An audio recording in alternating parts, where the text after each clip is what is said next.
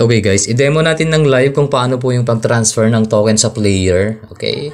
Make sure guys na kapag magta-transfer po kayo ng mga BPET token or pag ibebenta nyo po sa ibang player yung inyong mga BPET token, dapat nakalink na po yung XPET po ninyo sa mga Google Authenticator po ninyo. Paano po yun? Dito po sa Kiwi browser, marami pa kasi sa ating mga katropa ang hindi pa masyadong kapisado. Okay? So pag nasa Kiwi browser na po kayo, app.xpet, ayan, .tech. Okay, dito sa wallet, zoom in lang natin. Tap nyo po yung wallet. Ayan. Tapos i-link nyo po sa Google Authenticator po ninyo. Okay, sa settings po yun. Settings. Ayan, tapos two-factor authentication. Ayan, tap nyo po yan. And then you're all set.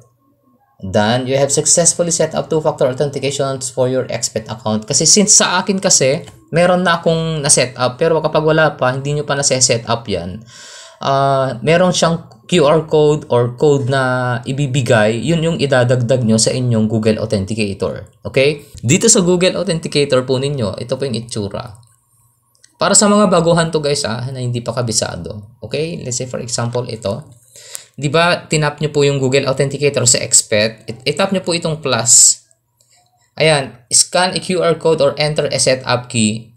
Pagkakabisado nyo sa QR code, pwede, pero enter setup key, pwede rin. Lagay nyo lang dyan, enter setup key.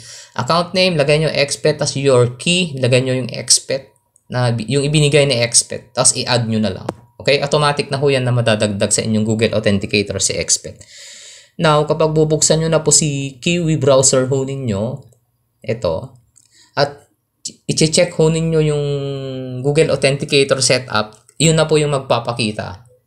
Okay? Sa settings po, ayan. Settings, ayan. Tabi po ng tokens, tas ayun yung settings. Tapos sa two-factor authentication. Kailangan na setup ho yan bago ho kayo mag-send ng token sa ibang player. Okay? So, pag okay na, balik lang po kayo sa tokens po ninyo and then withdraw. Ayan, enter nyo po yung address ng player kung saan nyo po sesendan ng token. Tapos, dito sa palitan nyo po yan ng BPET. Ayan, papalitan nyo po siya. Lagay nyo po sa BPET.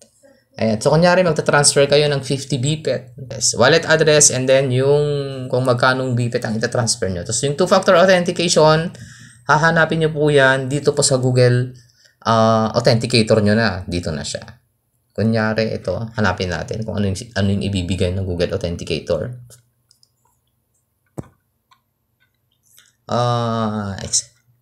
XPET. Ayun. Kopyahin nyo po yung anim na digits na number na yun. 587983. Yung sa inyo, yung kunin nyo ho dyan. Okay? Tapos, iyon yung ilalagay nyo po dito.